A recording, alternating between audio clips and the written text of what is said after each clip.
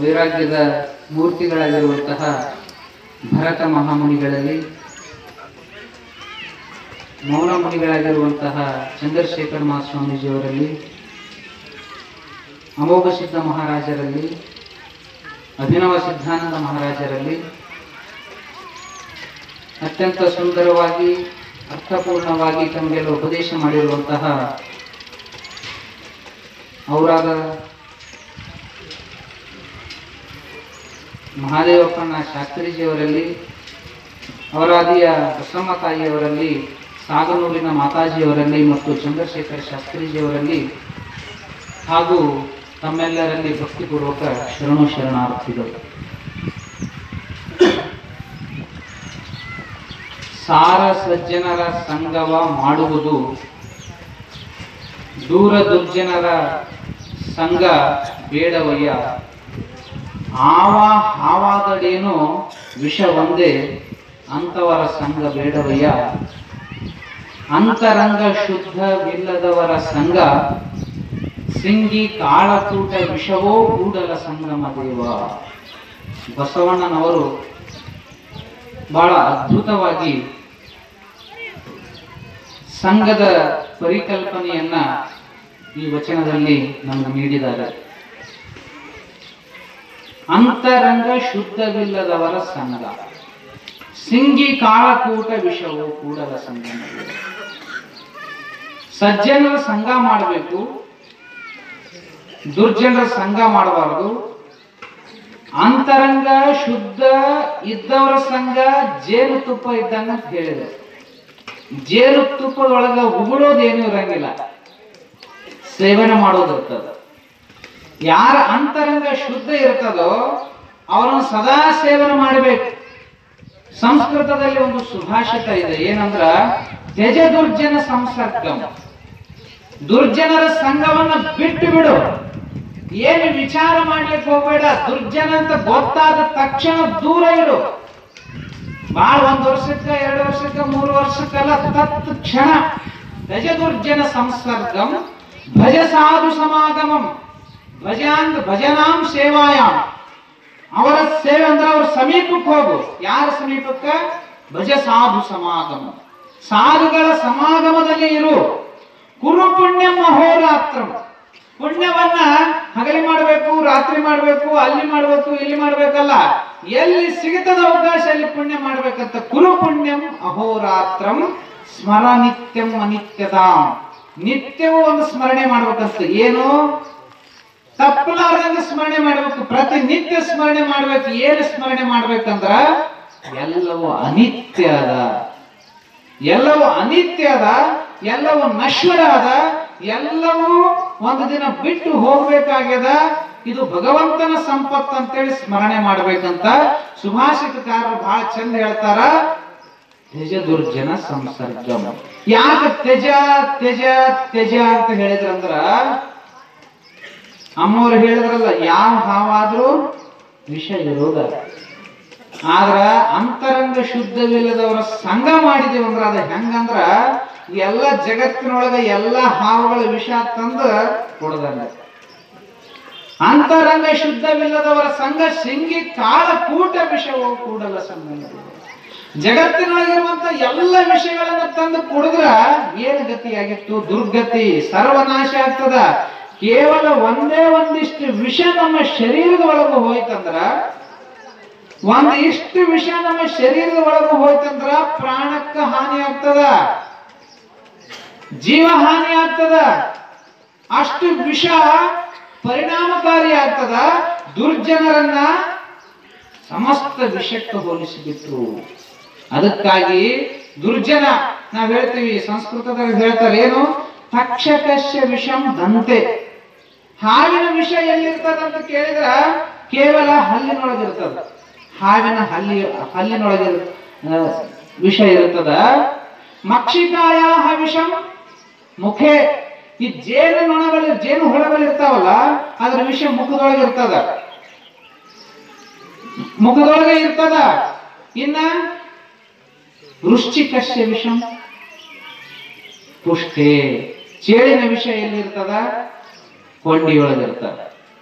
ಚೇಳಿಗೆ ಬರೀ ಕೊಂಡಿಯೊಳಗೆ ಅಷ್ಟೇ ವಿಷಯ ಇರ್ತದ, ಮೈ ತುಂಬ ಇರಂಗಿಲ್ಲ. ಹುಡುಗರು ಕೊಂಡಿ ತೆಗೆದನ್ನ ಆಡಿಸ್ತಾವ. ಕೊಂಡಿ ಮುರಿದ ಅದನ್ನ ಮೈ ಮೇಲೆ ಬಿಟ್ಟುಕೊಳ್ತಾರ. ಕೊಂಡಿಯಾಗ ಅಷ್ಟೇ ವಿಷಯ ಇರ್ತದ, ಕೊಂಡಿ ತೆಗೆದ್ರ ಚೇಳಿನ ಭಯ ಇಲ್ಲ. ಇನ್ನು ಜೇನು ಹುಳಗಳ ಆ ಮುಖದಿಂದ ಒಂದೆರಡು ನಾಳಗಳನ್ನ ಕಿತ್ತಿ ಬಿಟ್ರ ನೊಣ ಇದ್ದಂಗ. ಅವೆರಡು ಹೋಗ್ಬಿಟ್ಟು ಅಂತಂದ್ರೆ ನೊಣ ಇದ್ದಂಗ, ಅದ್ರ ಭಯ ಇಲ್ಲ. ಹಾವಿಗೆ ಹಾವು ಆಡಿಸ ನೋಡಿದ್ರಲ್ಲ, ಆ ಹಲ್ಲು ತೆಗದೆ ಹೆಂಗ ಬೇಕಾದಂಗ ಹಾವು ಆಡಿಸ್ತಾರ, ವಿಷ ಹೋಗ್ಬಿಡ್ತದೆ. ಹಾವಿಗೆ ಹಲ್ಲಿನೊಳಗೆ ವಿಷ, ಜೇನು ನೊಣಗಳಿಗೆ ಮುಖದೊಳಗೆ ವಿಷ, ಚೇಳಿಗೆ ಕೊಂಡಿಯೊಳಗೆ ವಿಷ. ಇನ್ನೊಂದು ಪ್ರಾಣಿ ಐತಿ, ಆ ಪ್ರಾಣಿಗೆ ಮೈ ತುಂಬ ವಿಷ. ಅದು ಯಾವ ಪ್ರಾಣಿ? ಮನುಷ್ಯ ಅಲ್ಲ, ಸಜ್ಜನ ಇದ್ದಂದ್ರೆ ಚಲೋ, ಅವ್ ಜೇನುತುಪ್ಪ ಇದ್ದಂಗ. ಆದ್ರೆ ದುರ್ಜನ ಇದ್ದಂತಂದ್ರ ಅವ ಅಂತರಂಗ ಶುದ್ಧ ಇಲ್ಲ ಅಂತಂದ್ರ ಮೈ ತುಂಬ ವಿಷ ಇದ್ದಂಗ ನೋಡ್ರಿ. ಜಗತ್ತಿನೊಳಗ ಯಾವುದು ಹೊಲಸ ಅಂತೀವಿ ನಾವು, ಅದು ಹೊಲಸಲ್ಲ. ಶರೀಫ್ ಶಿವಯೋಗಿಗಳು ಹೇಳ್ತಾರ, ಇದು ಬಚ್ಚಲ ರೊಜ್ಜಿನ ಅಂತ ಹೇಳಿದ್ರಲ್ಲ, ಆ ಬಚ್ಚಲ ರೊಜ್ಜು ಬಹಳ ನಾರ್ತಿರ್ತದ. ಗಟಾರಗಳು ಎಷ್ಟು ನಾರ್ತಿರ್ತಾವ, ಮೂಗು ಮುಚ್ಕೊಂಡು ಹೋಗಿರ್ತಾರ ಗಟಾರ ಅಂದ್ರ. ಆದ್ರ ಅದು ದುರ್ವಾಸ ಅಲ್ಲ. ಗಟಾರ ಒಳಗಂತ ಬರುವಂತಹ ದುರ್ನಾಥ ನಾಥ ಅಲ್ಲ. ಈ ಕಾಯಿ ಕೊಳ್ತಿರ್ತದ ನೋಡ್ರಿ, ಕಾಯಿ ಕೆಟ್ಟ ಕಾಯಿ ಹೊಡೆದಿವಿ ಅಂತಂದ್ರೆ ಗೊಬ್ಬ ನಾರ್ತಿರ್ತದ. ನಾವೆಲ್ಲ ಮೂಗು ಮುಚ್ಕೊಳ್ತೀವಿ, ದೂರ ಹೋಗಿತೀವಿ. ಆ ಕೆಟ್ಟ ನಾರುವಂತ ಕಾಯಿ ಸಹಿತ ದುರ್ನಾಥ ಅಲ್ಲ. ಈ ಪ್ರಾಣಿಗಳ ಸತ್ತಿರ್ತಾವ ನೋಡ್ರಿ, ಎಲ್ಲೋ ಹೋಗದಿರ್ತಾರೆ, ಇಲ್ಲಿಗೆ ವಾಸನೆ ಬರ್ತಿರ್ತದ, ನಾವ್ ಇಲ್ಲೇ ಮೂಗು ಮುಚ್ಕೊಳ್ತೀವಿ, ಯಾರು ಹೋಗೋದವ್ರು ಅಂತ ನಿಂದನೆ ಮಾಡ್ತಿರ್ತೀವಿ ನಾವು. ಆ ಕೊಳತು ನಾರುವಂತಹ ಪ್ರಾಣಿಗಳ ಶರೀರದ ದುರ್ನಾಥವೂ ಕೂಡ ದುರ್ನಾಥ ಅಲ್ಲ. ಇನ್ನು ವಾಂತಿ ಮಾಡ್ಕೊಳ್ತೀವಿ ನೋಡ್ರಿ, ವಾಂತಿ ಮಾಡ್ಕೊಳ್ಳೋಣ, ಎಲ್ಲರೂ ಮುಖ ಮುಚ್ಕೊಳ್ತಾರ, ಬಟ್ಟೆ ಮುಚ್ಕೊಳ್ತಾರ. ವಾಂತಿ ನೋಡಿದ್ರೆ ವಾಂತಿ ಬರ್ತಿರ್ತದ, ಬಸ್ನೊಳಗೆ ನೋಡ್ತೀರಿ, ಅದು ಸಹಿತ ದುರ್ನಾಥ ಅಲ್ಲ. ಶರೀಫ್ ಶಿವಯೋಗಿಗಳು ಹೇಳ್ತಾರೆ, ಅರೇ ಕೊಳತ ಕಾಯಿ ದುರ್ನಾಥ ಅಲ್ಲ, ಈ ಗಟಾರದ ನೀರು ದುರ್ನಾಥ ಅಲ್ಲ, ಈ ವಾಂತಿ ಮಾಡ್ಕೊಂಡಿರೋದು ದುರ್ನಾಥ ಅಲ್ಲ, ಸಪ್ತ ಪ್ರಾಣಿಗಳ ನಾಥವಂದ್ರು ಅದು ದುರ್ನಾಥ ಅಲ್ಲ. ಮತ್ತೆ ಯಾವುದು ದುರ್ನಾಥ ಅಂತಂದ್ರ, ಯಾರ ಅಂತರಂಗ ಶುದ್ಧ ಇರುವುದಿಲ್ಲೋ, ಯಾರ ಅಂತರಂಗದೊಳಗ ಕಲ್ಮಶ ತುಂಬಿಕೊಂಡಿದ್ದಾರೋ ಅವರಂತ ದುರ್ನಾಥ ಯಾರೂ ಇಲ್ಲ ಅಂತ ನೋಡ್ರಿ. ಅವ್ರಂತ ದುರ್ನಾಥ ಯಾರು ಇಲ್ಲ ಅಂತ, ಯಾರೋ ಒಬ್ಬ ಅವಧೂತ ಹಲ್ಲು ತಿಕ್ಕಿಲ್ಲ, ಜಳಕ ಮಾಡಿಲ್ಲ, ಚಲೋ ಬಟ್ಟೆ ಉಟ್ಟಿಲ್ಲ, ಒಬ್ಬ ಯೋಗಿ ದರ್ಶನಕ್ಕೆ ಹೋದ್ರ ಬಹಳ ಪರಿಶುದ್ಧ ಮನುಷ್ಯ ಬರಾಕತ್ತಾನಪ್ಪ, ಅವನ ಸಲುವಾಗಿ ನಾವು ಸ್ವಾಗತ ಮಾಡಕ್ಕೆ ಸಿದ್ಧ ಆಗೋಣ ಅಂತ ಹೇಳಿದ್ರಂತ ಒಬ್ಬ ಮಹಾತ್ಮರು. ಅಂದ್ರ ನಮ್ಮ ಅಂತರಂಗ ಶುದ್ಧ ಇತ್ತಂದ್ರ ಎಲ್ಲ ಶುದ್ಧ ಆಗ್ತದ. ಚಲೋ ಬಟ್ಟೆ, ಪೀತಾಂಬರ ಬಟ್ಟೆ, ಚಲೋ ಶರೀರಕ್ಕೆ ಎಲ್ಲ ಸೋಪುಗಳನ್ನು ಹಾಕಿ ತೊಳೆದುಕೊಂಡು ಚಲೋ ಮೈ ಇಟ್ಟುಕೊಂಡಾನ, ಚಲೋ ಬಟ್ಟೆ ಇಟ್ಟುಕೊಂಡಾನ, ಬಂಗಾರ ಧರಿಸಾನ. ಆದ್ರ ಮನಸ್ಸು ಶುದ್ಧ ಇಲ್ಲ ಅಂತಂದ್ರ, ಮನಸ್ಸು ಶುದ್ಧ ಇಲ್ಲ ಅಂದ್ರ ಮಹಾತ್ಮರು ಬೆಲೆ ಕೊಡುವುದಿಲ್ಲ. ಮಹಾತ್ಮರು ಬೆಲೆ ಕೊಡ್ಬೇಕಾಗಿತ್ತಂದ್ರ, ಗೌರವ ಕೊಡ್ಬೇಕಾಗಿತ್ತಂದ್ರ ಅಂತರಂಗ ಮನಸ್ಸು ಶುದ್ಧ ಇರಬೇಕು. ನಿರ್ಮಲವಾದ ಮನಸ್ಸೇ ಮಡಿ, ಅಜಾತ ನಾಗೇಂದ್ರ ಹೇಳ್ತಾರೆ. ನಿರ್ಮಲವಾದ ಮನಸ್ಸೇ ಮಡಿ, ಉಳಿದಿದ್ದೆಲ್ಲ ಹೊಲಸು ಅಂತ ಹೇಳಿದ್ರು. ಯಾಕಂದ್ರ ಮನಸ್ಸಿಗೆ ಬಹಳ ಮುಖ್ಯ ಅದ. ಯಾರೀ ಅಂತರಂಗ ಶುದ್ಧಿ ಇದ್ದವ್ರು ಯಾರು, ಅವ್ರು ಎಲ್ಲಿ ಸಿಗ್ತಾರಂತ ಕೇಳಿದ್ರ ಬಸವಣ್ಣನವ್ರು ಹೇಳಿದ್ರಲ್ಲ, ಕಳಬೇಡ, ಕೊಲಬೇಡ, ಹುಸಿಯ ನುಡಿಯಲು ಬೇಡ, ಮುನಿಯಬೇಡ, ತನ್ನ ಬಣ್ಣಿಸಬೇಡ, ಇದಿರು ಹಳೆಯಲು ಬೇಡ. ಇದೇ ಅಂತರಂಗ ಶುದ್ಧಿ, ಇದೇ ಬಹಿರಂಗ ಶುದ್ಧಿ, ಇದೇ ನಮ್ಮ ಕೂಡಲ ಸಂಗಮ ದೇವನೊಲಿಸುವ ಪರಿ. ಯಾರು ಅಂತರಂಗ ಶುದ್ಧ ಇರ್ತದ ಅವರು ಕಳತನ ಮಾಡಂಗಿಲ್ಲ, ಪರವಸ್ತು ಪಾಷಾಣ. ಯಾರ ಮನಸ್ಸು ಶುದ್ಧ ಇರ್ತದ ಇನ್ನೊಬ್ಬರು ವಸ್ತು ಮುಟ್ಟಕ ಅಂಜುತ್ತಾರ, ಯಾಕೆ ವಿಷದಂತೆ ಕಾಣ್ತಾರ ಪರವಸ್ತುಗಳನ್ನ. ಯಾರು ಇನ್ನೊಬ್ಬರ ವಸ್ತುಗಳನ್ನು ಮುಟ್ಟಾಕ ಅದು ಪಾಷಾಣದಂತೆ ಮನಸ್ಸು ತಿಳ್ಕೊಳ್ತಾರೋ ಮನಸ್ಸಿನಲ್ಲಿ, ಅವರು ನಿಜವಾದ ಅಂತರಂಗ ಶುದ್ಧಿ ಉಳ್ಳವರು. ಕಳಬೇಡ, ಕೊಲಬೇಡ. ಯಾರು ಇನ್ನೊಬ್ಬರು ಕೊಲೆ ಮಾಡುವುದಿಲ್ಲ, ಹಿಂಸೆ ಮಾಡುವುದಿಲ್ಲ. ಯಾಕೆ ಮಾಡುವುದಿಲ್ಲ? ತನ್ನಂತೆ ಪರರನ್ನ ಯಾರು ಕಂಡಿರ್ತಾರೋ ಅವರು ನಿಜವಾದ ಅಂತರಂಗ ಶುದ್ಧಿ ಉಳ್ಳವರು. ಹುಸಿಯ ನುಡಿಯಲು ಬೇಡ, ಸುಳ್ಳಾಡಬಾರದು, ಸತ್ಯವನ್ನೇ ನುಡಿತಾರ. ತಮ್ಮ ನಾಲಿಗೆ ಸತ್ಯಕ್ಕೆ ಮೀಸಲಾಗಿರ್ತದ. ಅಂತವರು ಅಂತರಂಗ ಶುದ್ಧಿ ಉಳ್ಳವರು. ಕಳಬೇಡ, ಕೊಲೆಬೇಡ, ಹುಸಿಯ ನುಡಿಯಲು ಬೇಡ, ಮುನಿಯಬೇಡ, ತನ್ನ ಬಣ್ಣಿಸಬೇಡ, ನಿನ್ನ ಹೊಗಳಿಕೊಳ್ಳಕ್ ಹೋಗ್ಬೇಡ, ಸಿಟ್ಟಾಗಬೇಡ, ಅನ್ಯರ ಕಂಡು ಅಸಹ್ಯ ಪಡಬೇಡ. ಯಾಕಂದ್ರ ನಿನ್ನೊಳಗಿರುವಂತ ಸ್ವರೂಪವು ಒಂದೇ, ನನ್ನೊಳಗಿರುವಂತ ಸ್ವರೂಪ ಒಂದೇ. ನಿನ್ನೊಳಗೂ ಭಗವಂತ ಮನೆ ಮಾಡಿಕೊಂಡದಾನ, ನನ್ನೊಳಗೂ ಮನೆ ಮಾಡಿಕೊಂಡದಾನ. ಹಾಗಾಗಿ ಕೋಪ ಮಾಡೋದು, ಅಸಹ್ಯ ಪಡೋದು, ನೀನು ಇನ್ನೊಬ್ಬರು ನೋಡಿ ಅಸಹ್ಯ ಪಟ್ಟಂದ್ರ ಭಗವಂತನನ್ನು ನೋಡಿ ಅಸಹ್ಯ ಪಟ್ಟಂಗ. ಹಾಗಾಗಿ ಯಾರು ಇನ್ನೊಬ್ಬರನ್ನು ನೋಡಿ ಅಸಹ್ಯ ಪಡೋದಿಲ್ಲೋ ಅವರು ನಿಜವಾದ ಅಂತರಂಗ ಶುದ್ಧಿ ಉಳ್ಳವರು. ಅವರು ನಿಜವಾದ ಅಂತರಂಗ ಶುದ್ಧಿ ಉಳ್ಳವರು. ಯಾಕ ನಾವೆಲ್ಲ ಇಷ್ಟು ಒತ್ತು ಕೊಟ್ಟು ಇವ್ರದೇ ಸಂಘ ಮಾಡ್ರಿ, ಅಂತರಂಗ ಶುದ್ಧಿ ಇದ್ದವರೇ ಸಂಘ ಮಾಡ್ರಿ ಅಂತ ಯಾಕೆ ಹೇಳ್ತೀವಿ ಅಂತಂದ್ರ, ಈ ಗಂಧದ ಕೊರಡು ಇರ್ತೈತಿ ನೋಡ್ರಿ, ಬಂಗಾರ ಇರ್ತೈತಿ ನೋಡ್ರಿ, ಅವ್ರು ಬಂಗಾರ ಇದ್ದಂಗ, ಗಂಧದ ಕೊರಡು ಇದ್ದಂಗ. ಅದನ್ನ ಎಷ್ಟರ ತಿದ್ರಿ ತೀಡ್ರಿ ಹರೀರಿ, ಅದನ್ನ ಅದೇನು ಅದು ನೀವೇನಾದ್ರು ಕರೆದಿರಿ ಅಂತೇಳಿ ನಿಮ್ಗೆ ದುರ್ಗಂಧ ಬರ್ತೈತಂತ. ಶ್ರೀಗಂಧದ ಸ್ವಭಾವ ಏನಂತಂದ್ರೆ ಸುಗಂಧ ಸೂಸುವುದು. ನೀವು ಅದನ್ನ ಕಡಿದ್ರೂ ಸುಗಂಧ ಸೂಸ್ತದ, ಬಡದ್ರೂ ಸುಗಂಧ ಸೂಸ್ತದ, ನೂಕಿದ್ರೂ ಸುಗಂಧ ಸೂಸ್ತದ, ತೇದಿದ್ರೂ ಸುಗಂಧ ಸೂಸ್ತದ. ಎಷ್ಟು ತೇದಿದ್ರೆ ಅಷ್ಟು ಸುಗಂಧ ಬರ್ತದ. ಹಂಗ ಮಹಾತ್ಮರು ಅಂತರಂಗ ಶುದ್ಧವುಳ್ಳವರು ಈ ಖಾನಾಪುರದಂತ ಊರಾಗ ಒಣ ರೊಟ್ಟಿ ಕೊಟ್ಟರು ನಿಮ್ಗ ಆಶೀರ್ವಾದ ಮಾಡ್ತಾರ, ಬಿಸಿ ರೊಟ್ಟಿ ಕೊಟ್ಟರು ಸಹಿತ ಆಶೀರ್ವಾದ ಮಾಡ್ತಾರ. ಅವರು ನಿಜವಾದ ಮಹಾತ್ಮರು. ಸಿದ್ಧಾರೂಢರಿಗೆ ಹೂವಿನ ಮಾಲೆ ಹಾಕಿದ್ರು ಹಂಗ ಇದ್ರು, ಅದ ಭಾವ. ಇನ್ನೊಂದು ಮಾಲೆ ಹಾಕಿದ್ರು ಅದೇ ಭಾವ.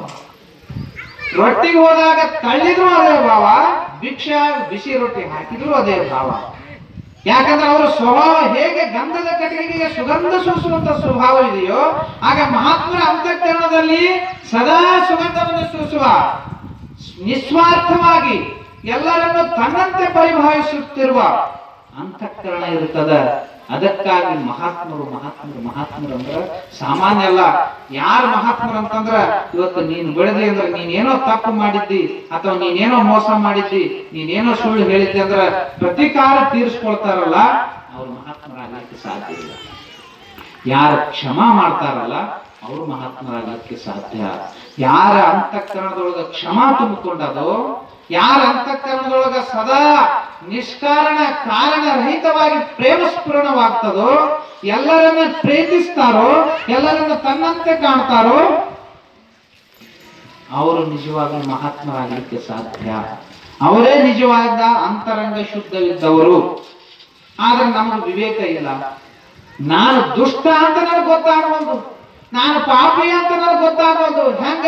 ಆ ಮೀನು ಮಾರೋರು ಇರ್ತಾರ ನೋಡ್ರಿ, ಅವ್ರ ಮೀನು ಮಾರೋರಿಗೆ ಒಂದು ಟ್ರಕ್ ಗಟ್ಟಲೆ ಮೀನಿನೊಳಗೆ ಇರ್ತಾರ ಅವರು. ಅದು ದುರ್ನಾತ ಬೀರ್ತಿರ್ತದ, ಮೀನು ನೀಚತನ, ನೀಚ ವಾಸನೆ ಬರ್ತಿರ್ತದ. ಆದ್ರೆ ಮೀನು ಮಾರುವವರು, ಮೀನಿನಲ್ಲಿ ಕೆಲಸ ಮಾಡೋರಿಗೆ ಅದು ನೀಚ ಅಂತ ಗೊತ್ತಾಗುದಿಲ್ಲ. ಅಲ್ಲೇ ಕೆಲಸ ಮಾಡೋರಿಗೆ ಅದು ನೀಚ ಅಂತ ಗೊತ್ತಾಗಬಹುದು. ಅದೇ ಹೂವು ಮಾರೋರು ಕರ್ಕೊಂಡು ಹೋಗ್ರಿ, ಆ ಮೀನಿನ ಸಮೀಪ, ಆ ಮೀನಿರುವಂತ ಮೀನಿನ ರಾಶಿಯ ಸಮೀಪ ಹೋದ ತಕ್ಷಣ ಮೂಗು ಮುಚ್ಕೊಳ್ತಾರೆ. ಯಾಕಂದ್ರೆ ನೀಚ ವಾಸನೆ ಬರ್ತಿರ್ತದ. ಆದ್ರೆ ಮೀನು ಮಾರುವಂತವ, ಮೀನು ಹಿಡಿಯುವಂತಹ ವ್ಯಕ್ತಿ, ಆ ಮೀನಿನ ಜೋಡಿ ಸಂಘ ಮಾಡಿದಂತ ವ್ಯಕ್ತಿಗೆ ಅದು ನೀಚ ಅನಿಸುವುದಿಲ್ಲ.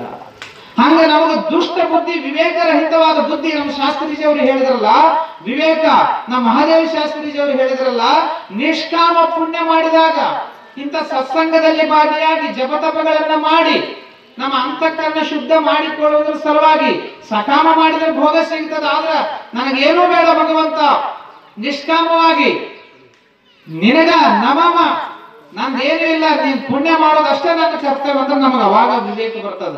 ನಾವು ವಿವೇಕವಾಗಿಲ್ಲ. ವಿವೇಕ ಇದ್ದಾಗ ಮಾತ್ರ ನಮಗೆ ನೀಚಿತನ ಹೊಲಸಂತ ತಿಳಿತದ. ನಾವೆಲ್ಲರೂ ಕೆಟ್ಟದ್ ಮಾಡಕತ್ತೀವಿ, ಕೊಲೆ ಮಾಡಕತ್ತೀವಿ, ಮೋಸ ಮಾಡಕತ್ತೀವಿ, ವಂಚನೆ ಮಾಡಕತ್ತೀವಿ, ದಿನ ಮಾತಿಗೊಂದು ಸುಳ್ಳು ಹೇಳಕತ್ತೀವಿ. ಸುಳ್ಳು ಅನಿಸಬಹುದು, ಕೊಲೆ ಅನಿಸಬಹುದು, ಮೋಸ ಅನಿಸಬಹುದು. ಯಾಕೆ? ಅಂತಃಕರಣ ಶುದ್ಧಿ ಇಲ್ಲ. ಅಂತಃಕರಣ ಶುದ್ಧಿ ಇಲ್ಲ. ವಿವೇಕ ಇತ್ತು, ನಿಷ್ಕಾಮ ಪುಣ್ಯದ ಬಲ ಇತ್ತಂದ್ರ ಆ ವಿವೇಕದ ಉದಯ ಆಗ್ತದ, ಜ್ಞಾನ ಸ್ಮರಣ ಆಗ್ತದ, ಆನಂದದ ಆವಿರ್ಭಾವ ಆಗ್ತದ. ಆದ್ರೆ ಇಲ್ಲೇ ಇಲ್ಲ ಮನುಷ್ಯನಿಗೆ. ಹೇಳ್ತಾರ ನೋಡ್ರಿ, ರಂಗಸ್ವಾಮಿ ಹೇಳ್ತೀನಿ, ಈಗ 1 ಕಿಲೋ ಹಾಲಿಗೆ ಎಷ್ಟೈತ್ರಿ? 1 ಲೀಟರ್ ಹಾಲಿಗೆ ಎಷ್ಟು ರೂಪಾಯಿ? 80 ರೂಪಾಯಿ. 1 ಕಿಲೋ ಹಾಲಿಗೆ 80 ರೂಪಾಯಿ. ಆಲ್ಕೋಹಾಲ್ 1 ಲೀಟರ್ಗೆ ಎಷ್ಟೈತಿ? ಯಾರಿಗೂ ಗೊತ್ತಿಲ್ಲ, ಕುಡಿಯೋರು ಯಾರಿಲ್ಲ ಇಲ್ಲಿ. 1 ಲೀಟರ್ ಆಲ್ಕೋಹಾಲಿಗೆ 500 ಇಲ್ಲ 1000 ರೂಪಾಯಿ ಇರ್ಬೇಕು. ಅದಕ್ಕೆ ಇನ್ನೂ ತುಟ್ಟಿ ಅದಂತ ನೋಡ್ರಿ, 2500 ಐತಂತ. ಹಾಲಿಗೆ 80 ರೂಪಾಯಿ 1 ಲೀಟರ್. ಆ ಸೆರೆ ಇರ್ತೈತಲ್ರಿ, ಸೆರೆ ಕುಡಿತಾರಲ್ರಿ, ಅದು 1 ಲೀಟರ್ಗೆ 2500. 2500 3000 ಇಲ್ಲ, ಅದು ಬ್ರ್ಯಾಂಡ್ ಮೇಲೆ ಹೋಗ್ತೈತ. ಹಾಲಿಗೆ 80 ರೂಪಾಯಿ. ಅದಕ್ಕ ಆಯ್ತು. ಬದಾಮ 1 ಕಿಲೋಕ್ಕೆ ಎಷ್ಟ್ರಿ? ಬದಾಮ, ಗೋಡಂಬಿ, ಮಣುಕ 400 ರೂಪಾಯಿ. ಆ ಗುಟಕ ಇಷ್ಟೇ ಇರ್ತೈತ್ರ, ಅದು 50 ಗ್ರಾಮ್ ಇರ್ತೈತೆ ಅಷ್ಟೇ. ಗ್ರಾಮ್ ಸಹಿತ ಇರಂಗಿಲ್ಲ, ಅದು ಇಷ್ಟ. ಎಷ್ಟ್ರ ಯಾವ್ದು ಮಾಣಿಕ್ ಚಂದ ತುಟ್ಟ್ಯದ, ಬಹಳ ತುಟ್ಟ್ಯದ. ಅದು ಬದಾಮಿ, ಗೋಡಂಬಿ ಮಾಡೋದಕ್ಕಿಂತ ಕಾಸ್ಟ್ಲಿ, ಅದು ಬಹಳ ತುಟ್ಟ್ಯದ. ಏನದು? ಗುಟ್ಕ.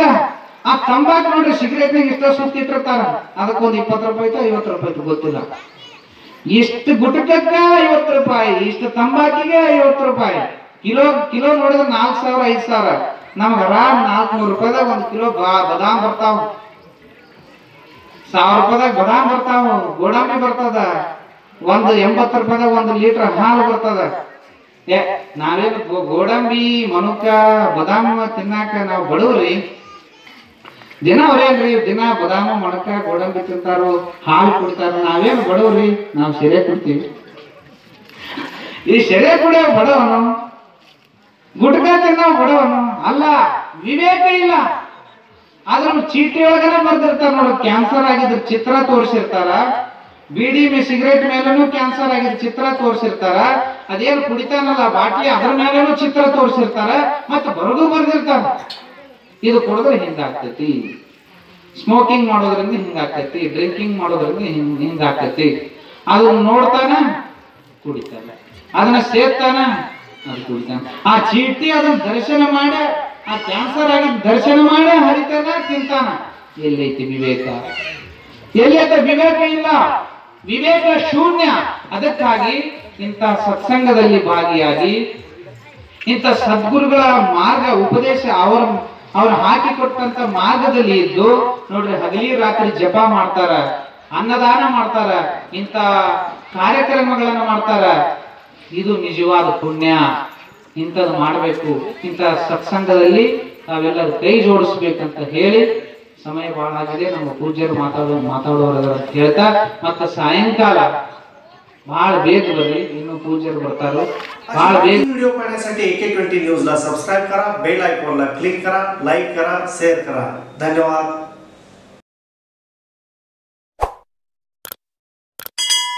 सण समारंभानिमित्त वस्त्र खरेदीसाठी आणि लग्नाचा बस्ता बांधण्यासाठी तडवळ पंचक्रोशीतील एकमेव परिपूर्ण वस्त्रदालन महावीर क्लॉथ सेंटर येथे आहेत. नामवंत कंपन्यांचे सर्व प्रकारचे शूटिंग, शर्टिंग, फॅन्सी साड्या, होजियरी, जीन्स, रेडीमेड कपड्यांच्या असंख्य व्हरायटी असलेलं 3 मजली परिपूर्ण आणि प्रशस्त दालन. याशिवाय रेशमी, बनारसी, सुरती, सिल्क, पैठणी, इल्कल, शालू अशा साड्यांच्या असंख्य व्हरायटी, तसेच safari, coat suit, children readymade, jacket set असे नाविन्यपूर्ण कपडे स्वस्त आणि खात्रीशीर मिळण्याचं एकमेव वस्त्रदालन तडवळ येथील महावीर क्लॉथ स्टोअर्स. एकदा आमच्या वस्त्रदालनास अवश्य भेट द्या. आमचा पत्ता Shri SP Kasar and sons, Mahavir cloth stores, Akkalkot road, देवी मंदिरासमोर, तडवळ स्टेशन, तालुका अक्कलकोट. संपर्कासाठी मोबाईल नंबर 7559 35 09 31, 76 66 16 55 63, 94 20 66 03 67. उत्तम आरोग्यासाठी हवे आरोग्यदायी घर. आपल्या स्वप्नातल्या घर बांधणीसाठी हवे प्रशस्त प्लॉट. होय, आमच्याकडे गट नंबर 195 मध्ये विक्रीसाठी उपलब्ध आहेत रो लाईन प्लॉट्स. स्वच्छ आरोग्यदायी वातावरण, योग्य दर. 2 एकरात विस्तारलेलं 33 रो लाईन प्लॉट संच, मधोमध प्रशस्त जागा, विद्युत सुविधा, तळवळ स्टेशन चौकापासून हाकेच्या अंतरावर, म्हणजेच अंकलगे रेल्वे गेटच्या बाजूला. कलेक्टर एरिया, क्लिअर टायटल, मंजूर लेआउट, मधोमध राखीव जागा. प्रशस्त जागेत घर बांधणी करा आणि राहा आरोग्यदायी आणि आनंदी. त्वरा करा, मोजकेच प्लॉट्स उपलब्ध. प्रकल्पाचा पत्ता सद्गुरुनगर, अंकलगे गेटच्या बाजूला, अंकलगे रोड लगत, तळवळ स्टेशन, तालुका अक्कलकोट. संपर्कासाठी मोबाईल नंबर 9866 14 44 25.